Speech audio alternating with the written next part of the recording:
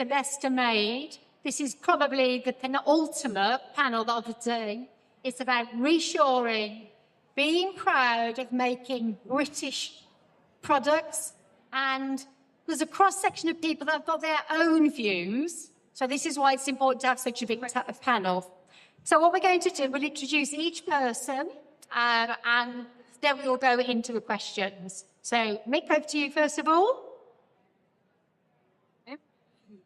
Hi. Hi, my name's Mick Cheema. I spoke earlier. I'm a clothing manufacturer based here in Leicester. We're a speed to market business. We bring newness every week to our customers.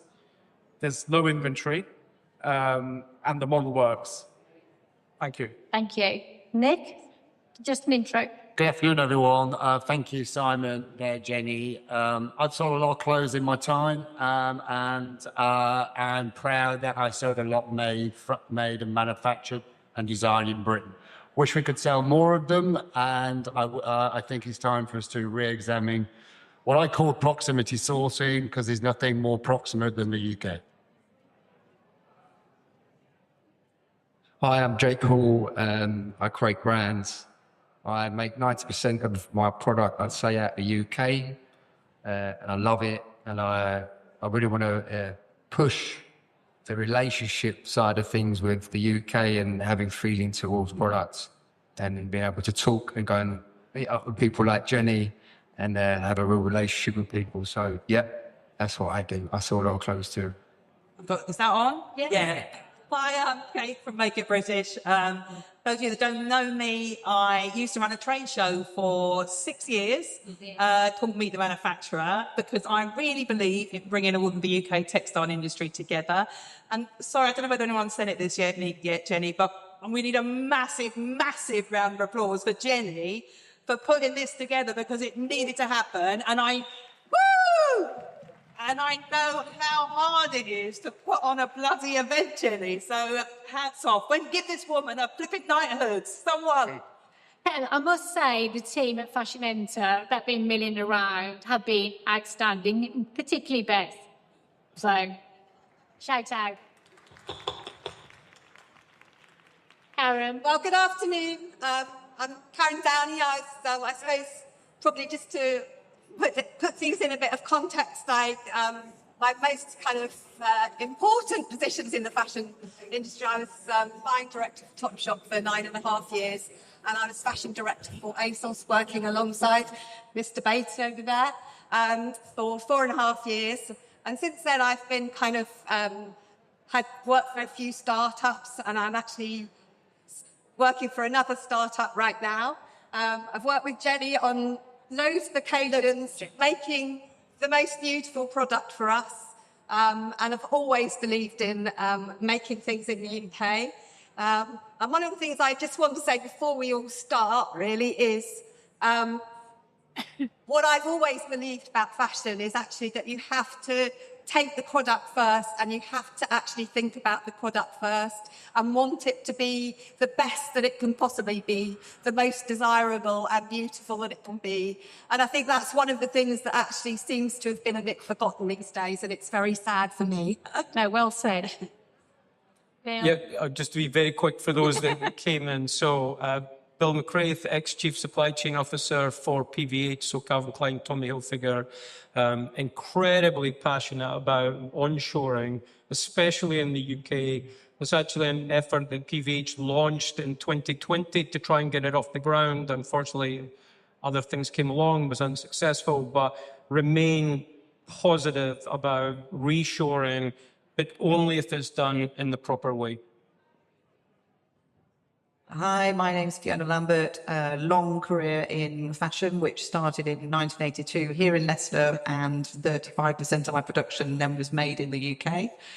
So always been passionate about it, and having had careers based in Leicester, across Next and George for a long time, and Downie, a real advocate for the business here, and I've always been an advocate, as Jenny knows, for trying to bring manufacturing back to Leicester. Right.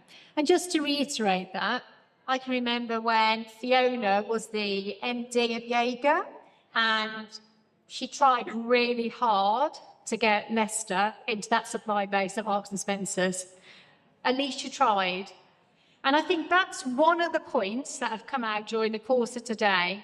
One of the reasons why we're doing the round table at 4 o'clock is because the decisions of making in the UK invariably start with the C-suite.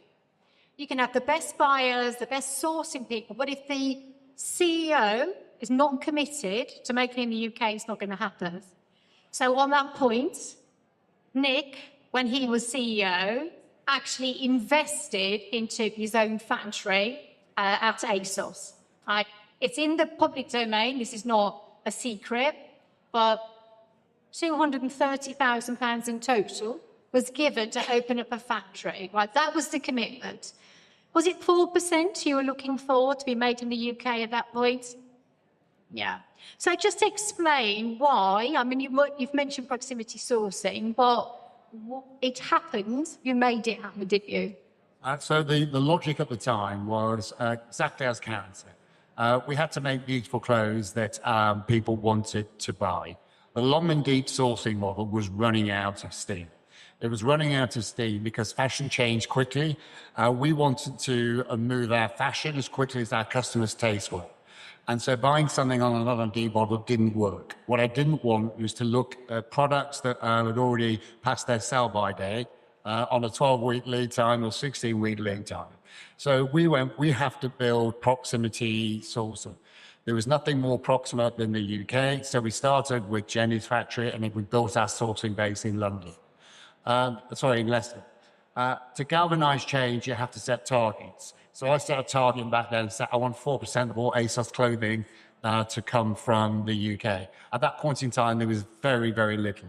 And when I say 4%, it's a small number, but ASOS was doing 1.6 billion of sales on own brand at that point in time. So that adds up to quite a lot of volume at an average price point of about £20. So we galvanised change, said this is what we need to do.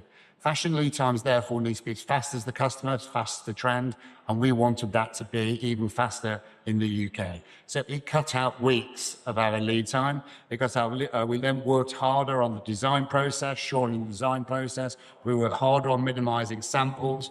It lowers everybody's cost.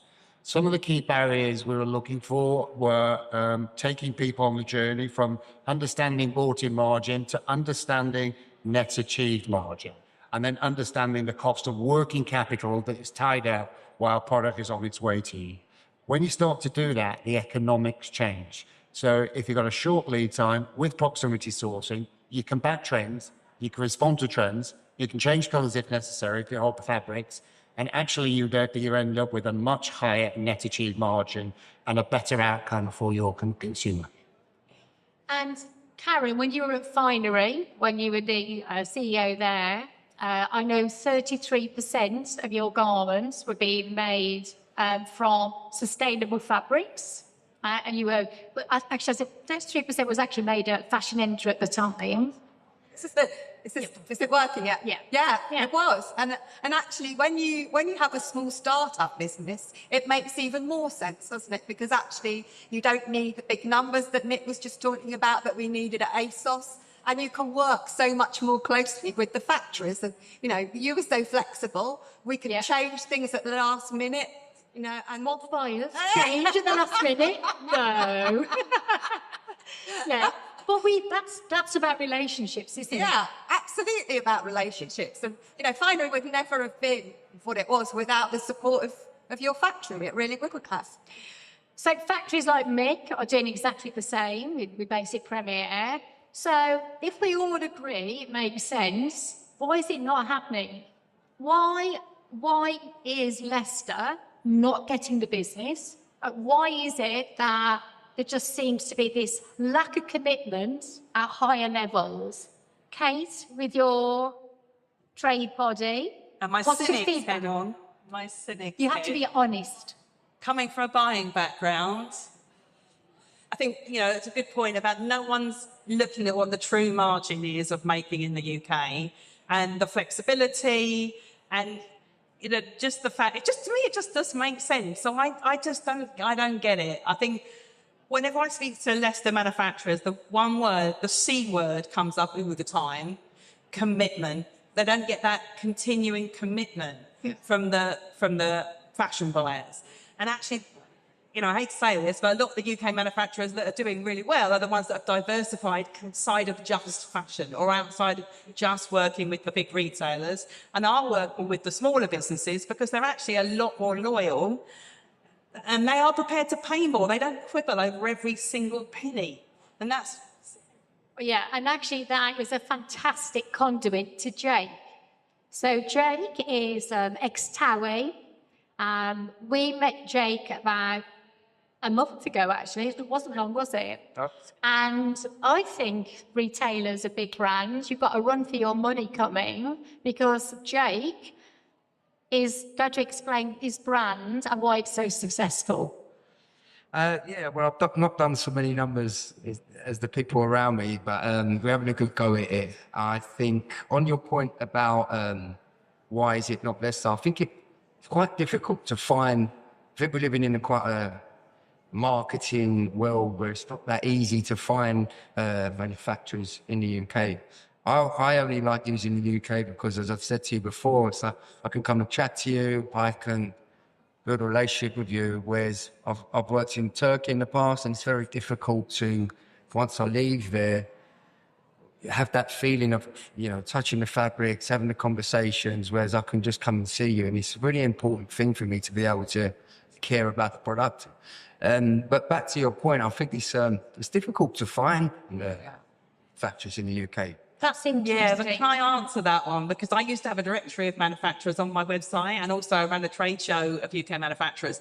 And the problem is a lot of the manufacturers asked to be taken off the directory because they got fed up with being bombarded by tons and tons of businesses that were just going to, the first thing they were going to ask them was how much does it cost to make a T-shirt? Yeah. So actually the very best UK manufacturers don't really, like Mick, doesn't want to advertise. He wants to be word of mouth referral, wants to work with the best people who are coming to him because they genuinely want to make with UK manufacturers. So you're obviously the exception, but there's a lot of people out there scouting the web and looking for manufacturers and the best ones just don't want to be found. They don't want to... And also, Jenny, you know, you haven't got every single manufacturer from Leicester here. I've been messaging some of them today going, why the hell aren't you here? Well, we didn't know about it, but they did. Like, why aren't they here? Because... Yeah. Over. So in defence of the factories, it's hard work running a factory, Mick, isn't it? Like, it feels like it's 24/7 sometimes. And to get your head up out of the day-to-day operation side is difficult. But it is true, if you're not prepared to put in the effort, then the factories need to be here. They need to be here in force. You're absolutely right there, Jenny. Businesses in Leicester need business. And the only way you get business is by coming down here to events like this and to promote yourself. But I think with Leicester, it's like a can that's been kicked down the street for so long, right? And there's a lot of negativity, and I think people have just given up. If you want to be truthful, they've given up. But there's still a lot of us that have not given up. And you know, we do want to engage. We do want customers knocking on our door and coming to see us. You know, we've got designers, we work closely with fabric mills. Right now, I know exactly how much fabric is around the UK in terms of stocks. We're updated by WhatsApp every single day. Stocks are always changing. We're designing into those stocks. So when we're talking earlier about tests, we do tests of like 100 units, 200 units, but we only test in those fabrics that we know we've got availability on. And it's a constant moving entity now. So every single hour, things are changing. You know, we're creating new styles, we find new fabrics. It's just a moving entity. Fashion now is evolving. It's not like you can plan your fashion, say, 6 months ahead. You can't do that. You know, it's the weekend. You know, what happened over the weekend? And we jump onto that straight away on the Monday. We're designing 40 new styles every Monday that go into production. We get POs by the Wednesday, and they're in production by the Thursday, Friday for delivery the following week. So that's the speed at which Leicester work. You know, so there's That's what works for me because we work on trends. We do a lot through social media. I follow a lot of trends, and like at the moment, I believe that tailoring is coming back, but I do it in a deconstructed way where it looks like a tracksuit, but it's a suit, so it's like young and old, modern and young and old put together. So like classic and modern together, Contemporary. and that's working really well. So I need to jump on trends when I see them, or I feel like 70s is coming back. I need to action quickly. So by me jumping on a plane to Turkey or wherever, by the time I've done all of that, got back, that's why the UK is so important for me to be able to react very quickly. And Bill, you gave a presentation earlier. What's going on? Why are the brands not buying proximity sourcing?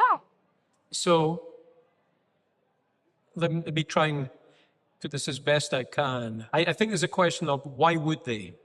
Right, so just bear with me for a second as I try to describe that. You've got, again, I'm going to use my world, like 400 million units of product that I have to buy annually. 1.5 million units every 24 hours I'm moving through the system. I've got planners working on that, calculating that stuff. And it's going globally, or even take an M&S, right? And just think of the number of units that they're moving. How now do I carve out a specific component for Leicester, right? So how do I carve that out of this global manufacturing world that I'm tied into? But quite frankly, if I need something quickly, I can get it moved in 24 hours from anywhere in the world to anywhere in the world by air. Now, there's a shocking side to that, right? Air is 70 times more carbon impact than shipping it by sea. So it's a big no-no, but people do it today. So I'd flip it backwards and say, put your head now into the business and think of what the business is now challenged with, right? And now we're turning up and saying, well, you should give some amount of orders to less than 4%, 5%. Well, how do I even work that into a planning system where I've already eaten up my open to buy on a longer lead time for offshore? How do I reserve that? What's that model? And so, believe it or not, I think the biggest challenge on doing this actually doesn't sit on the manufacturing side, right? So I've been a manufacturer myself in the UK, all over the world. I've built my own facilities. And I know how to do that stuff. I just did it in Ethiopia. Just built the world's largest green industrial park in Ethiopia, right? That you can do. Every manufacturer is capable of doing that. It's actually the change that's required on the brand and the retail side to change a system that is now 30 years old of planning, processing. And I think the challenge you have is if you meet with everyone in the C-suite, who would argue with getting a 151% increase in profitability by going to a new model? Who would argue with the sustainability impact that they've got with that? Well, everybody loves it. The challenge is once they start to realize the work they have to do to get that, not the manufacturers, but I've now got to create a now multi-layered planning system that prices over the same item over 3 brackets, 3 time horizons. Those systems are out there. Again, I'm going to be provocative for a second. Most CEOs just worry about getting past the next financial announcement, right? And you're introducing a system that for them to embrace possibly creates a bump in the road. Now, long term, 3 years from now, it's a huge win. It's a massive win. And when we, in the late 80s, 90s, when we moved offshore, the financial gain of moving out of the UK and into Asia was so big. People were willing to take that risk, and the market was less reactive to bad performance. That is not the case today. Most people worry about keeping their jobs. And so as much as people love this, love it, you tend to get this kind of holdback from the brand side. So again, I could go into other stuff. Legislation in the US. Let's keep that CEO, right? Let's keep that. So we have Nick as a CEO. How did you do it then, Nick? How did you manage to move that to 4%? Well, our target was 8. We passed 4, and I wanted to double it. But let me go back and unpack the questions. This is complicated. We're on the end of a 40-year move for offshoring. But customer tastes, fashion trends have all changed and become faster. So unpacking it requires a vision. It requires a guiding coalition. We've got creative skills in the UK, some of the best on the planet. We've got customers in the UK who love fashion or want more fashion. We have manufacturing. We haven't knit it together with a guiding coalition. It needs a rebrand, it needs a purpose, it needs something to go again. We can't wait for central legislators to make that change, so we can do it locally. We can talk about a rebrand of, we're going to make great clothes.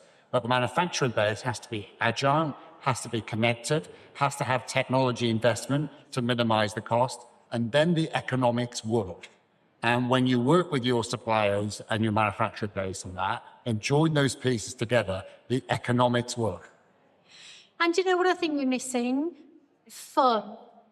Oh yeah, Fiona, I'm definitely come to you now. I can remember when, Caren, you were the fine director for Topshop, then Finery, ASOS. Fiona trying so hard to bring Made in the UK in. But it should be fun. And it's become incredibly hard work chasing margin. I was just dying to speak there, Jenny. So, a couple of things on you mentioned. So, you could say, why aren't the CEOs choosing to make it in UK? And what's quite nice for myself now, having had this big corporate career, for the last 2 years, I've worked for myself, so I can be slightly more controversial and probably say things I couldn't have said before. So, there's a couple of things. Businesses look at gross, as we talked about, the margin. They're not looking at breaking it down. I tried actually while I was in my roles to say, let's put a higher margin offshore and a lower margin so we can make in the UK. Because everybody's looking at bigger picture, that was, I couldn't seem to get that through the line. And the reality was, and, elephant in the room, the element of the Ratner moment and the risk as well that still slightly hung over Leicester was people were scared to make that decision. And I think Nick talked about a rebrand. I was reflecting on being on this panel and thinking, if we always do what we've always done, we'll get the same result. I think there is a time for a massive marketing plan here that actually tells a story in a completely different way. I just said to you, Jenny, I saw your fabulous dresses. I've turned into a social media influencer, and I know by doing the same thing and doing things that attract people's attention, it changes the dial, and, I'm going out there never too late, been told, just a Hall and Mick campaign, because I've done it long enough, people now speak to it. I've just offered to wear your dresses and say, this is what you can wear in Leicester, and have all of the followers I have following me do it. I think there's a massive storytelling to be done. So if you think about what Clarkson's Farm has done for British manufacturing and farmers, why is it there are a fabulous documentary about manufacturing here? And actually the people who are employed, the things that can be done, the history that's here, the way we could reinvent ourselves. I think there's a massive marketing plan that's missing that talks to people, talks to the CEOs, talks to the customers, brings heart into it instead of cash. Can I just say, Sky News is here today, right? They've been here all day because they said that the journalists should have a level of responsibility. When all that bad press came out about Leicester, which we now have established during the course of the day that it was exaggerated. This is a good news story. Waiting to be told. Yeah, and Sky are here today. I have tried to pitch TV Sky. programmes about it. I definitely think there's something to be made here that can turn the dial. Jake, are you in for it?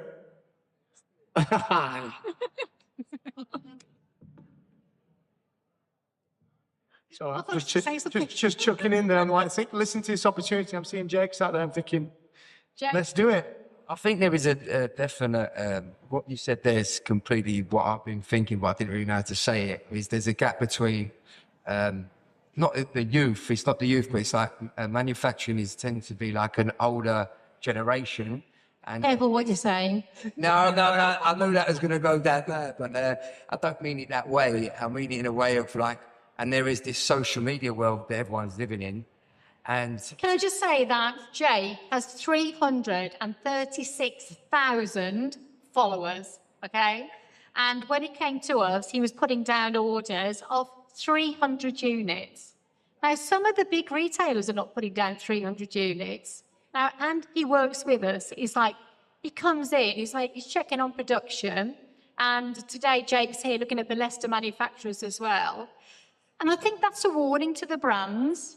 I really do. Like, the brands expect the factories to do so much. Like, to do an audit, the compliance, it's thousands of pounds, isn't it? Now, and Jake comes along, he sees it, he likes it, and you put orders down. And then they're continual orders, and there is a rise in that. Louise Lang, that's here as well today, with Digital Twin. Now, she's that interface between 3D, going into gaming. Like, there are so many opportunities, and the brands need to get ready and start working with the factories properly. Kate, you must have something to say on that. I just think what I love about going to visit factory, I love nothing more than going to visit a factory. The factories in the UK, it's the people. It's the people, like families, generations. Yeah. You know, I hear your son's here today, Mick. You know, so many factories I go to, it's, 3, sometimes 4 generations. They really care. They do really care. They do. And that's the difference. They put their money into it, don't they? You know, time is money for them. So, Jenny, let me just add a couple of points to that. If we want to rebrand, I love Fiona's idea, by the way. It's kind of, she's elaborated what I meant. We have to eliminate bad practice. And we have to then do something that we're not all trained to do, which will be some sort of co-opetition, i.e. working together to get common standards. Cheap clothes aren't cheap.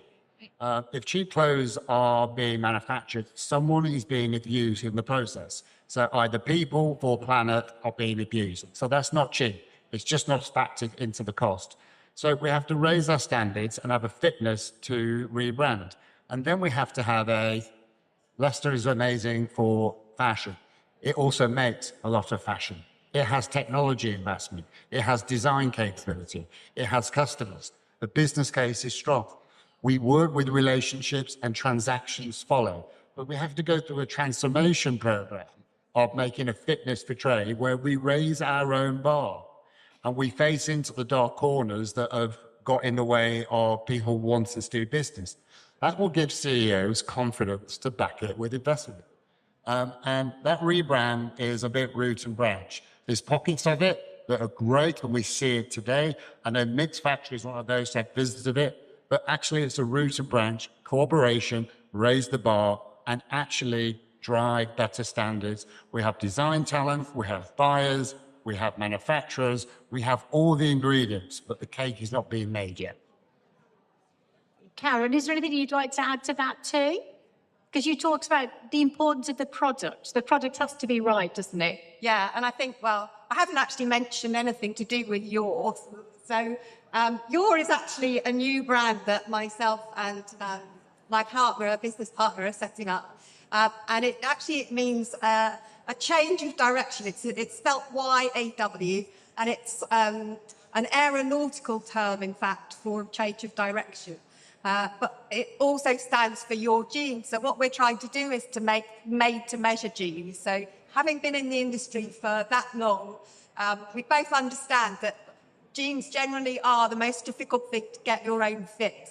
And what we want to do is actually to engage technology in making things that fit you exactly. You absolutely love the product and you can't live without it. And it's a staple in your wardrobe that you're going to wear nearly every day. So I think there's an awful lot of things, to Nick's point about technology, that actually can change the way that people think about fashion. We still obviously need all of the craftsmen and the technique and the making, and they're going to be made in the UK. But I think there's an awful lot of things that we can do to make the fashion industry, more sustainable, make the product much more beautiful, and just change a general change of direction, I think.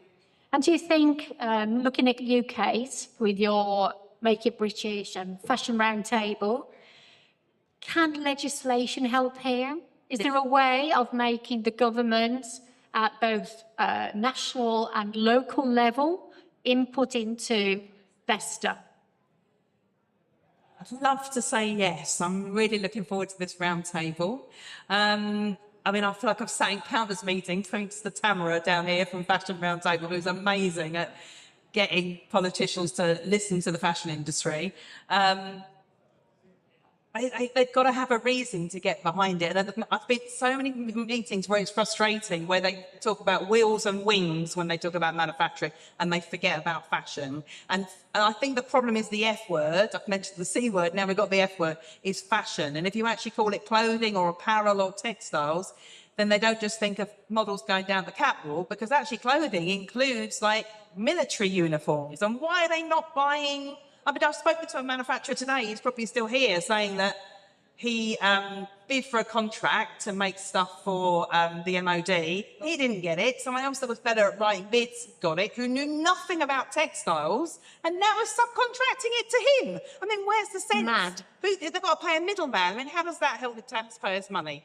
So, yeah, I think we've got to get them to think about it not just about fashion, but the whole of the textile industry, because I think the F word is the problem. So, Jenny, on that one, it's a great answer from Kate.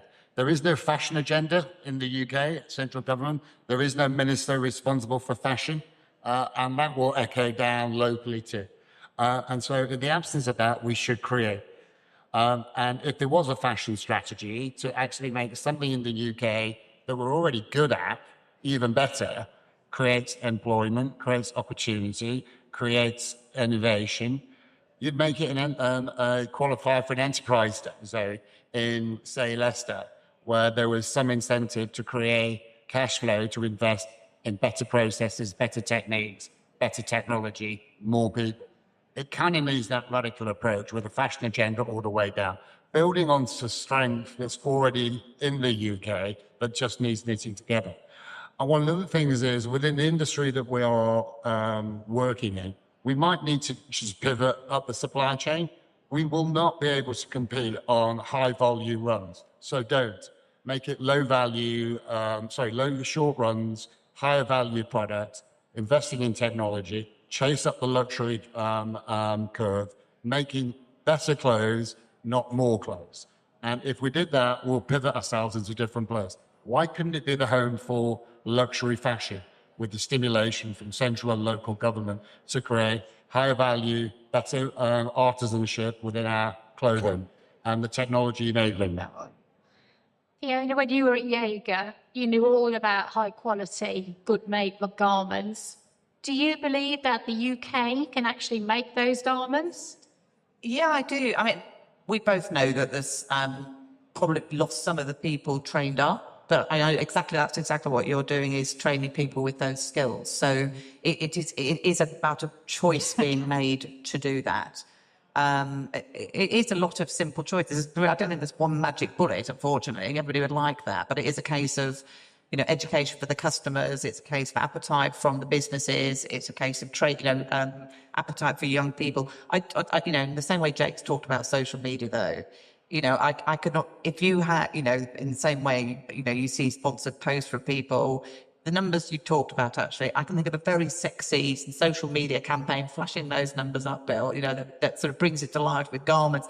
I think, you would get young people interested if you really worked on this. I'm sort of repeated the thing. I think there's a massive marketing, advertising, rebrand, talk to people in different language to make the sea change. As I said, if you keep doing the same thing, it's not going to change. So let's shake it up and let's do something different. And it starts today. So on that point, we've got 5 minutes left. There are people with their hands up already. So we're going to start asking some questions. Can I just say thank you to the panel as well? Well done. Mark. Hi, Tamara. Thank you. Just to add, 2021, in a Fashion Roundtable report, we asked for a Minister for Fashion, still waiting. 2024, we wrote a sector vision that outlines the whole strategy for the fashion industry because of the election that was coming up, and we hosted events with, I think, all political persuasions across all 4 of the nations. So if you want to get the ideas about how we support onshoring, please read our reports. And that's led us to the Great British War Revival. So we've taken it one step further with the King's Foundation and support from YNAP and now from John Smedley, because we're going to the fibre, because you have to map. You have to make it luxury so that you engage people. I completely agree with you. And then you take people with you. So we're here to support you in any way that we can. I just wanted to add that. It wasn't really a question, it was more of a comment. Sorry, guys. No, thank you. Okay, do you see another hand? One here. Okay. Hi guys. I thought it was brilliant. Your talk was very inspirational, and I would love to bring manufacturing back to the UK. What I feel, having worked in the industry for quite some time, I was previously buying director at Debenhams and several other retailers within the UK. And what I've really found is the frustration between the buying impact margin calculator. Buyers generally are in those buying sign-offs. We're looking at that. We're presenting them back to our, our merchandise directors, etc.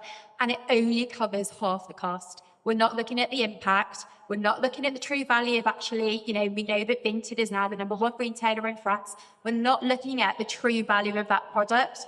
And I really think that needs to be evaluated within those meetings. So the CFOs are engaged in a tangible way.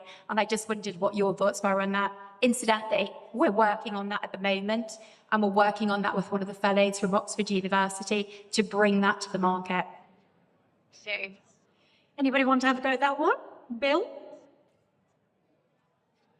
Yeah, so a couple of things that have been mentioned here, and then I'll come to this in a second, because it ties to this, is that this, in my mind, only works through collaboration, right? There is no single manufacturer or no single retailer can make this happen, right? If we really are serious about this, it's a collaboration element. And Jenny, you've heard me say this before. There is the AAFA, the American Apparel and Footwear Association, 560 members, all come together. One of the biggest lobbyist and voice groups in the US, right? And so can get stuff done.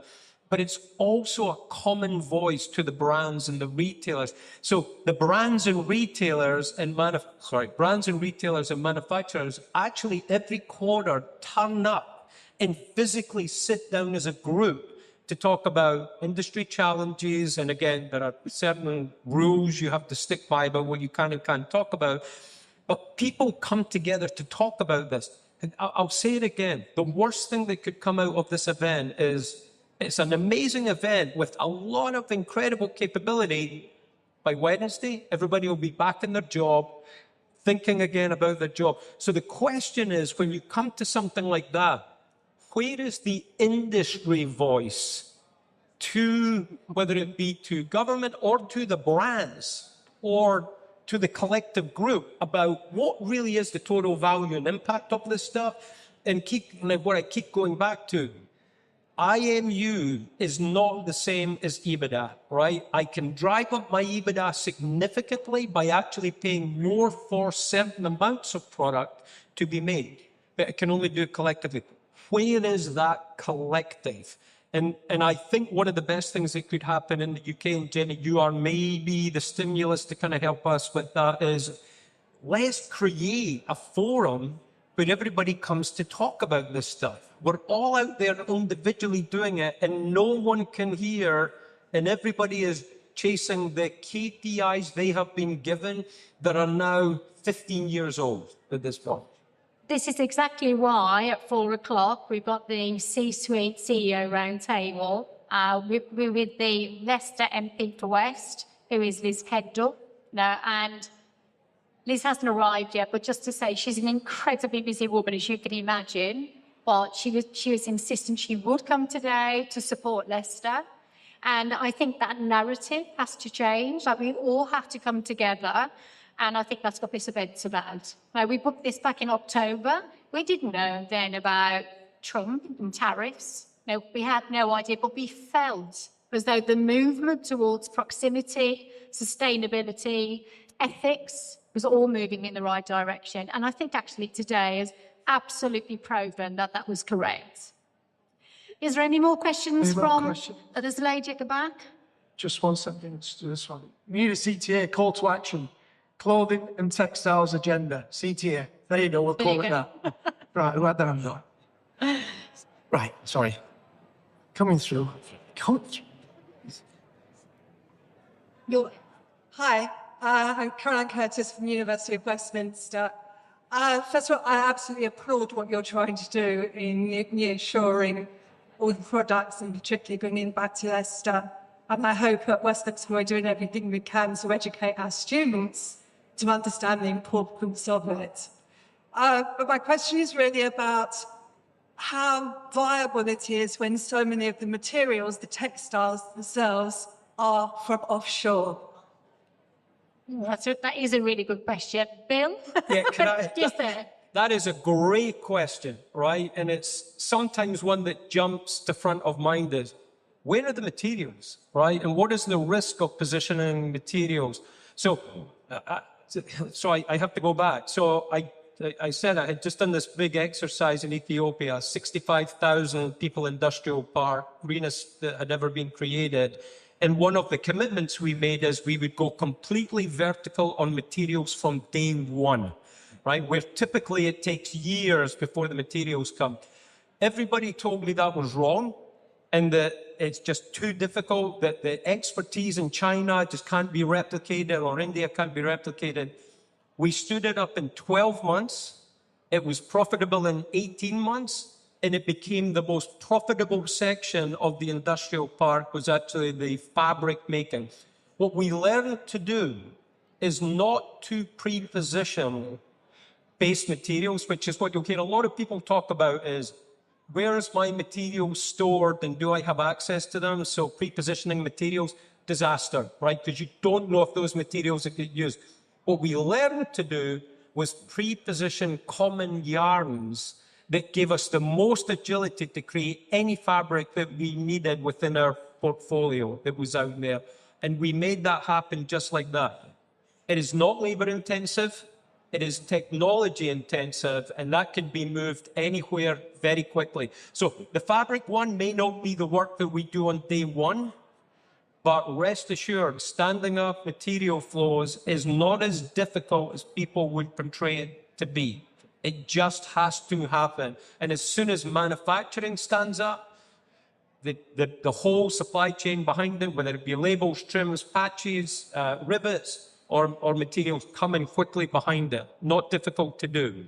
And Leicester actually has got some amazing fabric agents, companies, knitters, printers, as you can see. Mick, you know this sector really well, but they are prepared to invest, aren't they? A shout out for Spring Shades, actually, who's a dyer. They actually bought a sterilisation unit, which cost them hundreds of thousands of pounds during COVID. Like, it's exactly as you said, Bill, they will step up. Factories and the agents, they will all step up. Leicester's got some amazing fabric mills down here. There's a lot of investment that's actually gone into making the fabric. There's a lot of new machinery there. There's a lot of printing machinery. There's so much going on. What we found is that we've kind of, in terms of partnerships, working together with our customers, with our suppliers and the manufacturer, we've introduced the customers to the suppliers as well. So the customers know exactly what fabrics are available. There's no point in coming through us and then us going to them, go direct. So it saves a lot of time, a lot of confusion, a lot of hassle. So right now, as I'm talking to you, my customers know exactly what fabric's available to me, as well as myself. We know what yarns are available. We know what prints are available. We know everything. It's not just fabric, it's also trims. And there's so much more kind of detail that goes into that. But that's so that we can all work on a level playing field. Another part of this is that when we're talking to our customers, I do open costings. We share a cost sheet. I've got my CMC, the cost to make the garment up. That's there. I've got the fabric consumption there. I've got my trim costs, my overheads, everything there. Now, when a customer says, right, okay, Mick, we've got to save £1 on this style, we work together. We work with the fabric mill as well. And we say, okay, let's see if we can engineer the CMC, see if we can get that time motion down. We'll look at alternative fabrics that are available at this time. We'll talk to the mills. We'll see in terms of how many patterns we can kind of get the consumption down by placing more patterns within that with the fabric. So this collaboration, this partnership is the way to move forward. There's less ill feeling, there's more cooperation, and there's more strength behind that as well. So I think that as a model for Leicester is really, for me, it's working really well. And I know Jake and Caren, when you had your ranges, you never found a problem with the fabric bases, did you? even in when I was at Topshop, we actually used to work with loads of UK mills. We would be quite happy, in fact, to put down quantities of fabric and then to dye it as we needed it. And that again showed a bit more commitment to the factories that we were working with, because they knew that there'd be ongoing business. So that's been, for me, it's been a model that I've worked with all of my career, really. So, Jay, I just add to that as well. What I find is you can't fit a square peg into a round hole. What you've got to do is look at what fabrics do we produce in the UK and then design around that so that it works, rather than trying to find a fabric that we're never going to make here, we're never known to make here, we don't have the ability to make it. So, yeah, everyone's been saying, it's what's available, definitely. It goes to partnerships, doesn't it, at the end of the day? That's what we're talking about, communication and partnerships. Jenny, we got one last question, if that's all right. Okay. Hi, so I'm a Katie Consack student from De Montfort, and I just wanted to ask, do you think that if there was more education to the general public about the positives of production here and the negatives of overseas production, that maybe brands would have more of a need to try and produce here? Great question. I'm going to go to Fiona for that. Yeah, 100%. I think that was my point, really. I think there is an education piece. I did actually pitch a TV. I did someone that said, let's take a garment and follow it through a bit like a kind of glow up type thing, that you start with, choosing the fabric, you see the manufacturing, you see it on sale, you see it going through the warehouse, you're selling it in store. So actually people understand all of the processes that go through it, that it's not just something that's delivered in a parcel the next day. And it does bring it to life. And it shows the creativity, that finding the fabric in the UK is all part of it. I genuinely think there's a huge opportunity to educate and make the story really interesting. And like I said, make it about emotion, not about cash. Sort of just one final comment. In April, Barclays Bank did a report, and it said that the propensity for the consumer is that they want to buy made in Britain. They actually are prepared to pay a premium as well for made in Britain. So on that final point, we'll stop the panel. A huge clap, please. As I said, very busy Dean Hall, and they've come all the way to us today. Thank you so much, everybody.